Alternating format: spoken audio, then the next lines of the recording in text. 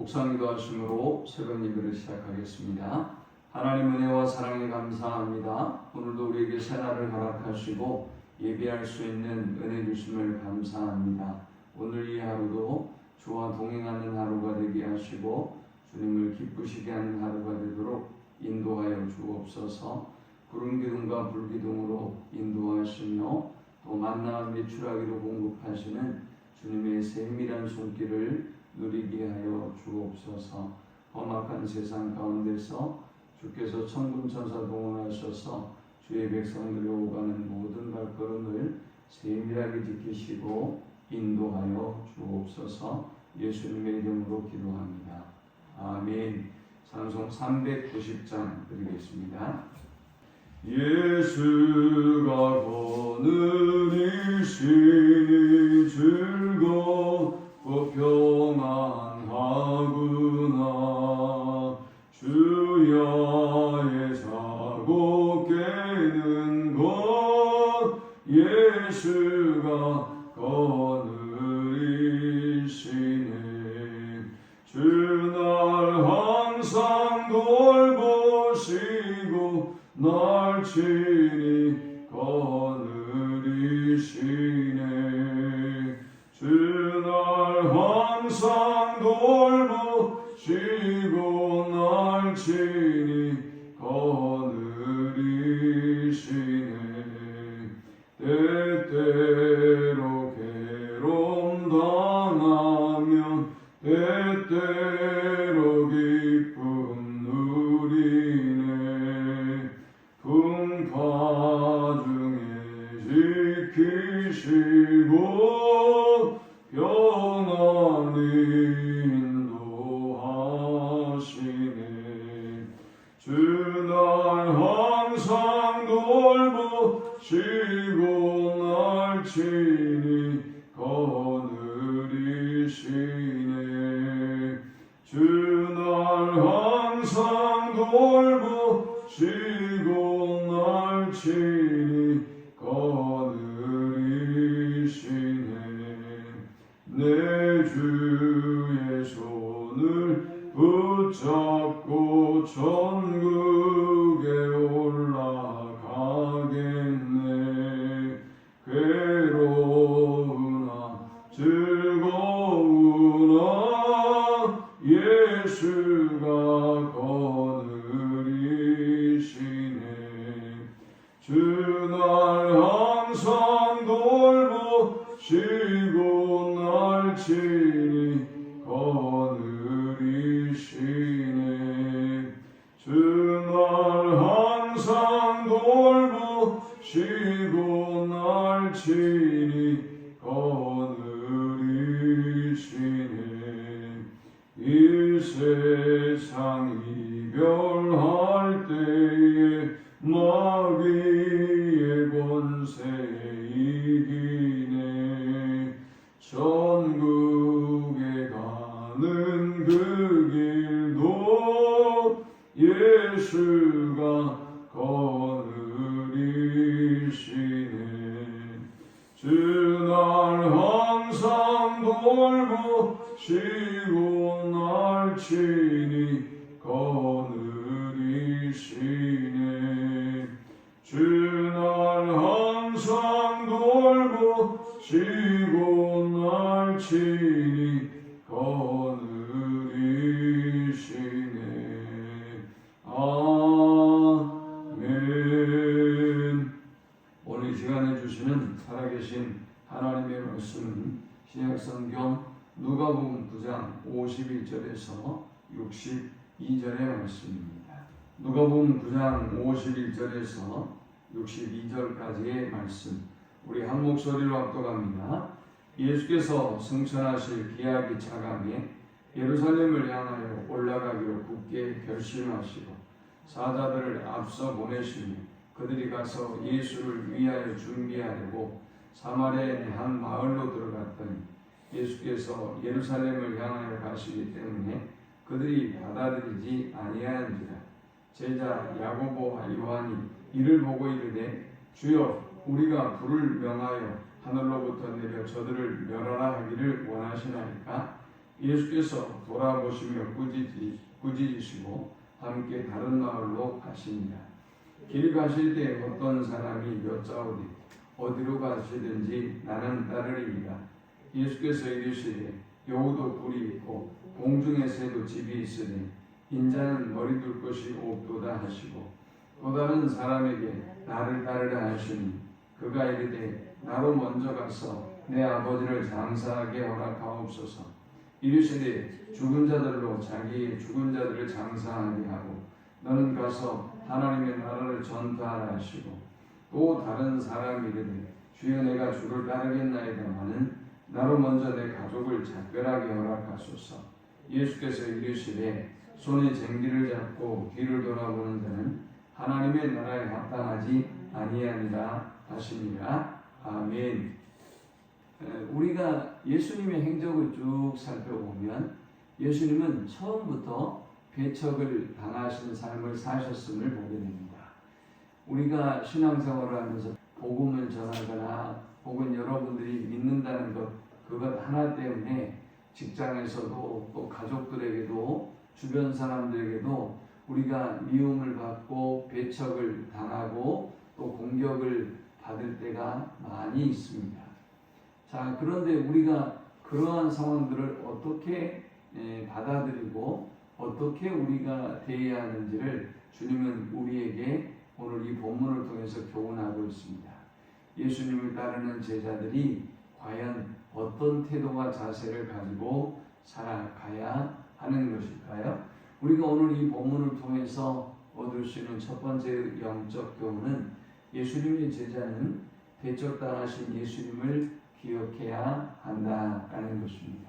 우리는 생각하기를 예수님은 그냥 무난한 삶을 사시고 무난한 길을 가시다가 마지막에 십자가의 고통만 당하셨다라고 생각합니다. 그러니까 신앙생활을 하는 많은 성도들이 교회는 뭐 시끄러운 일도 없고 평안해야 되고 또 목사님들은 또 신실한 성도들은 고난도 없고 문제도 없고 세상의 사람들에게 미움도 당하지 아니하고 그렇게 잘 되어야 한다고 생각하는 사람들이 많아요. 그런 착각을 가지고 있으면 어떻게 될까요? 신앙생활 하다가 고난이 오고 어려움이 오게 되면 중단하게 되고 하나님이 살아계시는가? 라는 질문을 하게 되고 또 실족하는 경우가 생길 수밖에 없는 것이지요. 그러나 예수님은 처음에 나사렛에서 어떤 대접을 당하셨어요? 처음에 나사렛 사람들이 예수님을 배척하실 뿐만이 아니라 예수님을 낭떠러지로 데리고 가서 죽이려고 했어요. 가는 곳마다 예수님은 논쟁이 일어났고 갈등이 일어났고 또 다툼이 있는 삶을 사셨습니다. 그럼에도 불구하고 오늘 본문 51절에 보니까 예수님은 자신이 승천하실 때가 다가오는 걸 보면서 예루살렘을 향하여 굳게 가기로 다짐하시고 그 길을 흔들림 없이 가셨습니다. 누가 배척을 해도 누가 공격을 해도 누가 모욕을 해도 수많은 논쟁 가운데 예수님을 고발하려고 해도 그분이 걸어가야 될 길을 묵묵히 가셨던 것입니다. 52절에 보니까 예수께서 예루살렘으로 가는 길에 사마리아를 지나가시려고 하셨습니다. 그래서 52절에 보니까 사자들을 앞서 보내시며 그들이 가서 예수를 위하여 준비하려고 사마리아의 한 마을로 들어갔더니 예수께서 예루살렘을 향하여 가시기 때문에 그들이 받아들이지 아니하는지라 했습니다. 사마리아 사람들이 예수님을 받아들이지 않았던 이유를 설명하면서 그들이 예루살렘으로 가려고 하기 때문이다 그랬습니다. 역사적으로 보면 이 사마리아는 북이스라엘에 속한 도시고 그리고 예루살렘은 남유다에 속한 도시입니다. 그러니 북이스라엘에 속한 사마리아 사람들이 사마리아도 그들에게는 굉장히 중요한 도시고 영적인 도시인데 예수님이 굳이 남유다 예루살렘으로 가시려고 하는 모습을 보면서 예수님의 제자들이 예수님이 오시는 것을 준비하려고 했는데 그들을 배척했단 말이죠. 그러니까 이제 제자들이 분노합니다. 예수님, 우리가 불을 명하여 하늘로부터 내려서 저들을 멸할까요? 라고 했습니다. 그런데 예수님은 말씀하시기를 예수께서 돌아보시며 꾸짖으시고 함께 다른 마을로 가시니라 했습니다. 여러분, 이 말씀이 중요해요. 함께 다른 마을로 가시니라. 예수님은 처음부터 배척당하셨지만 배척을 당하셔도 물러나거나 중단하지 아니하시고 또 다른 곳에 가셔서 복음을 전하시고 하나님의 나라를 위해서 일하셨고 또 그가 가야 될 그 사명의 길을 묵묵히 물러남이 없이 걸어가셨던 것입니다. 그러므로 주의 제자로서의 길을 가는 저와 여러분이 힘들고 어려운 일이 많이 있을 수밖에 없지만 주님이 고난당하시고 배척당하셨다는 것을 기억하고 주님의 제자들이 배척당한 것을 기억하며 그 길을 묵묵히 걸어가는 우리 모두가 되기를 축원합니다. 두 번째, 우리가 이 본문을 통해 얻을 수 있는 영적 교훈은 예수님의 제자는 머리둘 곳이 없는 예수님을 따라야 한다라는 것입니다. 이제 이 모습을 보고 같이 길 가던 어떤 사람이 주님께 묻습니다. 주님, 어디로 가든지 저는 주님을 따르겠습니다 라고 했습니다. 그때 58절에 주님이 말씀하셨습니다. 예수께서 이르시되 여우도 굴이 있고 공중에 새도 집이 있으되 인자는 머리둘 곳이 없도다 하시고 했습니다. 예수님이 나사렛에서 사역을 시작하셨는데 예수님을 나사렛 사람들은 배척하시고 죽이려고 했습니다. 고향 사람들이 예수님을 죽이려고 했어요. 예수님을 배척했습니다. 사마리아 사람들이 오늘 예수님을 배척하죠. 또 정작 예수님이 그토록 사랑하시고 눈물 흘리며 안타까우셨던 예루살렘은 결국 예수님을 죽이는 일에 가장 앞장섰던 도시였습니다. 여러분, 우리가 생각해 보십시오. 여러분들이 젊어서부터 애를 쓰고 수고해서 집을 하나 샀어요. 그리고 그 집을 자녀들에게 물려주고 자녀들과 함께 살고 있어요. 그런데 자녀들이 여러분이 그 집에 들어오지도 못하게 한다? 그 집에 여러분이 들러보지도 못하도록 한다? 라는 상황이 벌어진다면 억장이 무너지고 부끄럽고 고통스럽겠죠. 그런데 우리 예수님이 그러셨어요. 이 땅을 창조하시고 이 땅의 모든 것을 주관하고 계시며 그리고 또 우리의 모든 죄를 사하시고 영원한 생명과 구원을 주셨는데 주님이 배척을 당하고 내쫓김을 당한 거예요. 제자들을 향해서 주님은 말씀하셨습니다. 어디든 주님을 따르겠습니다 라고 말하는 제자들에게 여우도 굴이 있고 공중에 새도 집이 있지만 나는 머리둘 곳이 없다 라고 말씀하셨습니다. 우리가 주님의 뒤를 따르는 길이 이렇게 고독하고 힘든 길임을 기억해야 합니다. 예수를 믿고 잘되고 강건하고 부자가 되고 고통도 없고 아프지도 않고 하는 것이 아니라 주님을 따르는 길은 원래부터 머리둘 곳이 없는 예수님처럼 우리가 머리둘 곳이 없는 고난의 길임을 또 힘든 길임을 기억하며 주님을 뒤쫓아 가야 하는 것입니다. 우리도 주님처럼 머리둘 곳이 없는 그 길을 묵묵히 감사함으로 뒤쫓는 우리 모두가 되기를 축원합니다. 마지막 세 번째 우리가 이 본문을 통해 얻을 수 있는 영적 교훈은 예수님의 제자는 예수님을 따르는 제자로서의 길을 가장 우선해야 한다라는 것입니다. 또 다른 사람에게 나를 따르라 하시니 그가 이르되 나로 먼저 가서 내 아버지를 장사하게 허락하옵소서 했습니다. 주님이 또 다른 사람에게 나를 따라라 라고 말하니까 이 사람이 저의 아버지를 장사하고 주님을 따르게 해주십시오 라고 요청했습니다. 주님은 그에게 말씀하셨습니다. 죽은 자들로 자기의 죽은 자들을 장사하게 하고 너는 가서 하나님의 나라를 전파하라 라고 하셨습니다.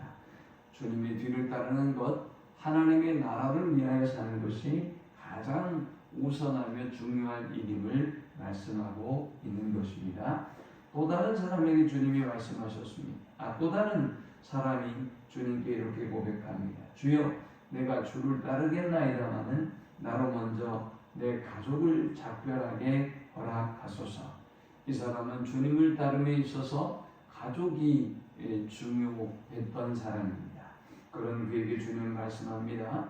예수께서 이르시되 손에 쟁기를 잡고 뒤를 돌아보는 자는 하나님의 나라에 합당하지 아니하니라 하시니라 했습니다.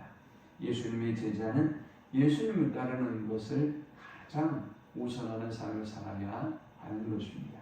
예수님의 제자로서의 길을 가장 우선하는 우리 모두가 되기를 축원합니다. 하나님 감사합니다. 귀한 말씀을 통해서 은혜 받고 깨닫게 하심을 참으로 감사합니다. 예수님의 제자로 머리둘 곳이 없었던 주님의 뒤를 따르는 일을 우리의 삶 속에 가장 우선하는 우리가 되게 하여 주옵소서. 예수님의 이름으로 기도합니다. 아멘. 지금은 우리 주 예수 그리스도의 크신 은혜와 성부 하나님의 극진한 사랑과 성령의 인도 보호 교통 충만케 하시니 주님처럼 외롭고 험악한 길이지만 그럼에도 불구하고 흔들림 없이 주님의 뒤를 쫓기를 소망하며 결단하는 모든 주의 백성들의 머리 위에 이제부터 영원토록 함께 있을지어다. 아멘.